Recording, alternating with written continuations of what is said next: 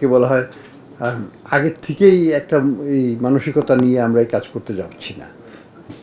আমরা অবজেক্টিভলি দেখব, আমরা ডেটার ভিত্তিতে আমরা দেখব যে ব্যাংকের নিজস্ব পায়ে দাঁড়ানোর সক্ষমতা আছে কি নাই। যদি না থাকে তাহলে তাদেরকে আমরা টেক ওভার করব। আমরা এখানে 6টা ব্যাংকের জন্য আমরা অ্যাসেট কোয়ালিটি রিভিউ করেছি। আমরা 6টা ব্যাংকই সমস্যা ব্যাপকভাবে পেয়েছি, সেটার ভিত্তিতেই আমরা এগিয়ে যাচ্ছি।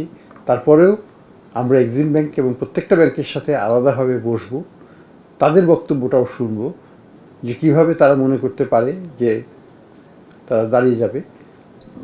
যদি সঙ্গত কারণ দেখাতে পারে আমরা সেটাকে রেসপেক্ট করব, কিন্তু সেটা সঙ্গত কারণ হতে হবে, দৃশ্যমানভাবে দেখাতে হবে যে আমরা দাঁড়াতে পারবো। এখন পর্যন্ত আমাদের কাছে মনে হচ্ছে যে সেটা সম্ভব নয়, তবে আমাদের কোনো আমরা মানসিকভাবে যদি আমাদেরকে বোঝাতে সক্ষম হয় আমরা অবশ্যই আমাদের নিজস্ব মত আমরা পরিবর্তন করব অবস্থার আলোকে।